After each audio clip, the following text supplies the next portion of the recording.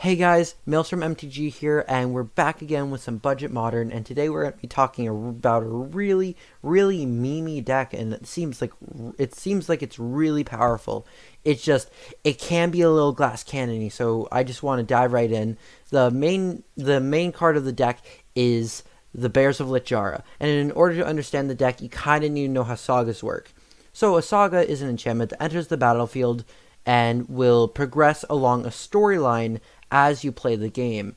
So the first part of it will trigger when it enters the battlefield, and then the next parts will trigger whenever you put a counter on it. And so the counter is a lore counter in which you will get after your draw step. So at the end of after your draw step, you're gonna put it on another lore counter on, and you're gonna get the second part of it, which says any number of target shapeshifter creatures you control have power and toughness 4/4. Now this is insane, and you'll understand exactly why in a moment. But this is where we get a little glass cannony. Until we get to that second part, we're a little vulnerable.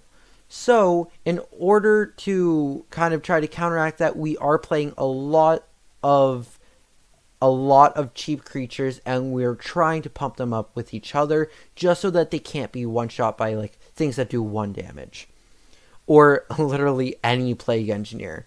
But then the third one says, choose up to one target creature or planeswalker. Each creature with power 4 or greater you control deals damage equal to its power to that permanent. So the idea is that we kind of just like have all of our creatures shoot down one target. And so this is going to be a way to get a creature, a way to power them up, giving us our win condition, and then tripling down as removal. So we're going to dive right in with some of our creatures. We have Moth Dust Changeling, which is a 1/1 changeling shapeshifter. Very important, it's a shapeshifter. Tap an untapped creature you control. It gains flying until end of turn. This can give us a little bit of evasion, and it's going to be very nice if our opponent is going very fast on the ground. We can still get some damage in. And today, as of today, there's going to be a lot of aggro in the metagame. So this, you might want to wait and play on a delayed metagame. But this is still really powerful. I love this deck, and through the testing, it explodes. So the next card is Universal Automaton, which is a shapeshifter, 1/1 for 1. You have to be careful because things that say destroy target artifact can also kill this. So it's a little easier to kill, but we give up the protection of having a bigger toughness, in order to have it be a cheap creature. So what we could honestly do is turn 1/1-drop changeling, turn 2 1-drop changelings, turn 3 Bears of Lichara, and then have a lot of have 16 power on the board by turn 4. Now the next card is going to be a Moby Changeling, which is a 2-drop 1/1 changeling. And I really wanted to stick in blue-green. If you wanted to try to expand into white, honestly, invest a little more into the mana base, and then you can easily run maybe Unsettled Mariner. But I decided I really wanted this deck to stay in blue-green just because it really kind of concentrates it. Anyway, but the creatures are going to be a little weaker. You're going to tap down your changeling in order to say target creature gains all creature types, or target creature loses all creature types. And that's until end of turn. Now, what that's going to do is, speaking about an end of turn, I forgot to mention, the 4/4 does not go away, it stays. Now, which is very powerful. Back to a Moby Changeling. We have two creatures in this deck that are not shapeshifters. So if we really wanted to, when we have Bears of Lichara, we could technically say, hey, this creature's also a shapeshifter, just so it gets that little power up. Next up is Guardian Gladewalker, which is a changeling shapeshifter, and it's a 1/1 still, but when it enters, you put a wound counter on a creature. And this is a way for you to kind of avoid being so vulnerable, but it's also possible that the creature you try to target with this gets killed. Modern is probably one of the biggest formats that has, like, it just probably has the most removal out of practically any format.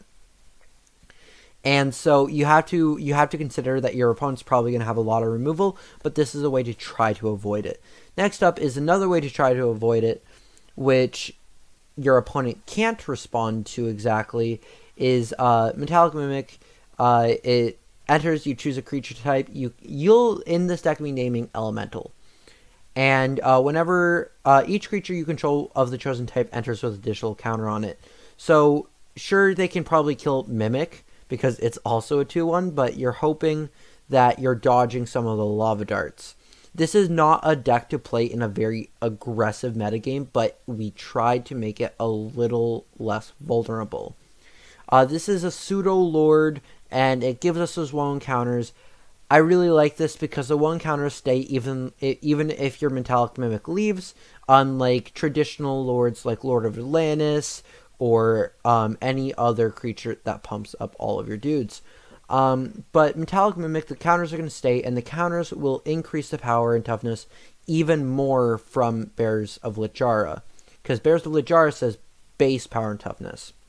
Next up is Risen Reef, which is the only non-shapeshifter in our main deck, and it reads, whenever Risen Reef or another elemental enters the battlefield under your control, look at the top card of your deck. If it's a land card, you can put it down tapped. If it's not, you may put it down tapped. So maybe it's an untapped land and you want to draw it so you can play it for your turn. But if you don't put that card onto the battlefield, then you can put it in your hand. It's not technically drawing. So cards like Narset, Part of Veils, don't stop it. So Risen Reef is also a 1/1. You'll notice all of these are 1 toughness. That is a very dangerous way to play this deck, but it's how we are choosing to play the deck. If you really want to play it safely and you have the cards, you might consider Lurrus in the main deck. Kahira is our companion, so Lurrus would still count. But really, you really want it just as a way to draw an insane amount of cards, draw with big quotations, and ramp really hard. It's part of the reason why we have 24 lands. You might even consider going down a few lands, but having 24 lands really makes sure that you can hit a lot of stuff, combo off really well with Risen Reef, and it's very powerful. It lets you play all the things you draw with Risen Reef as well. Mana Leak as a way for us to try to delay what our opponent's doing. It's a counterspell, pretty normal right now. You'll see me tossing Mana Leak in practically every other deck. Next up is an amazing card. I love it. It just came in from Call Time. Bind the Monster. I'm super psyched for this. I was going to put Dismember in the deck, and then because I wanted build, but just Bind the Monster is amazing. It's so much better, honestly, because a lot of the troubles of what this deck will have are going to be with those aggressive decks where maybe I don't want to pay 4 life to deal with a Monastery Swiftspear, or maybe maybe my Dismember won't kill a Death Shadow, and I'm willing to take that extra damage as long as it won't hit me again. Anyway, then we have Bears of Littjara, pretty normal. Our companion is Kahira the Orphan Guard. Each creature in your starting deck has to be a cat, elemental, nightmare, dinosaur, or beast. Now we have all of these, which are every creature type, and then we have Risen Reef, which is an elemental. Okay, that's fine. And then it has Vigilance itself as a 3/2. It says each other creature you control that's a cat, or blah blah blah blah blah, gets +1/+1 and Vigilance. So basically any of those creature types. So this will buff all of our creatures and give them Vigilance, and this will go on top of the 4 power and toughness if we manage to get Bears of Littjara out. Risen Reef also lets us search through our deck to get to bears. And some of our land, we have a land in particular that also helps us filter Temple of Mystery. But really, you're trying to just go really quickly, just spread out, and then get your Risen Reef to play more, and then get Bears of Littjara. You can get Bears of Littjara before you get Risen Reef. Honestly, both of those are really good turn 3 plays. but Kahira is going to be like kind of like the last nail in the coffin. Then we have our lands, Bark Channel Pathway as a very cheap, very good card. Botanical Sanctum to land those early drops. Temple of Mystery to filter through our deck even more. This is also an amazing card to hit off of Risen Reef because it'll enter tapped anyway, so you can just get that extra scry. Yavimaya Coast will deal damage to you, so that paired with Bind the Monster can be scary. So be careful, but this is a way that we can have generic mana, and then every once in a while use colored mana if we need it. Then we have Blast Zone as a one-of, as a way to deal with those really aggressive decks, like Burn, Boggles, or Prowess, or Hammer Time, or even Death Shadow, any of those decks. Blast Zone's in there to deal with it. If you want to toss in some more of these, I could honestly see that. Just take out a forest, take out an island, and you'll be set. You don't want to take out too many colored sources, but we are doing really well with this. We were able to devote a lot of the money, a lot of the budget to the lands. Basically, the entire budget went towards Metallic Mimic, but it's kind of just something you need in this kind of a deck. But that's it for the lands, really. It's very nice, very consistent, and I was impressed by it. The number of times I got Blast Zone, even as a one-of, was insane. Next up is Tormod's Crypt in our sideboard, and Tormod's Crypt is graveyard hate for a lot of different things. Urrow's out of the format, but Croaks is not. Then we have Aether Gust to deal with aggro decks and to deal with combo decks. We have Damping Sphere to deal with Tron decks. They might be back on the rise after that banning because they were kind of shut out after Trickery. But also, it's in there to deal with Storm or combos, and it's in there. It can technically slow down your opponent if they're playing Burn or Prowess, but really consider this. I wouldn't necessarily recommend Damping Sphere in those because they're going to be slowing down their matchup to kill all of your creatures anyway. So they're going to be playing slower, so this won't have much of an effect. It would force them to, though. Then next up is Masked Vandal, and Masked Vandal is a card I've been very back and forth on in the past, and you could honestly make an argument for this instead of Amoeboid Changeling in the main board. But really, it's in here in the sideboard because it's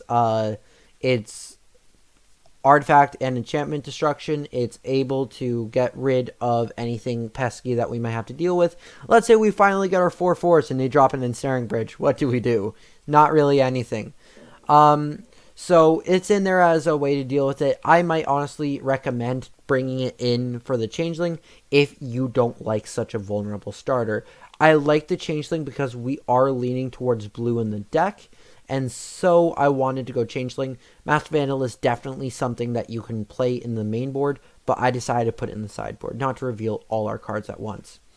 Anyway, that's the deck. It is 98-24 on paper and 22-30 online, and it is a sweet deck. It might look very vulnerable. I know I kept saying it looks vulnerable, and if you're going against Burn or Prowess, you're going to have a rough matchup. But practically anything else, this has a great time. And so I love playing this deck. Honestly, this is the kind of deck that I would consider picking up in real life. It can play competitively, or you could even just slow it down and get more value and play it with your friends at home. Anyway, this is a very fun deck, very funny, and it works really well. But if you want to see any other wacky decks, please let me know below. If you like this deck, hit that thumbs up. And if you want to see more content like this, please let me know by subscribing. And I will see you next time.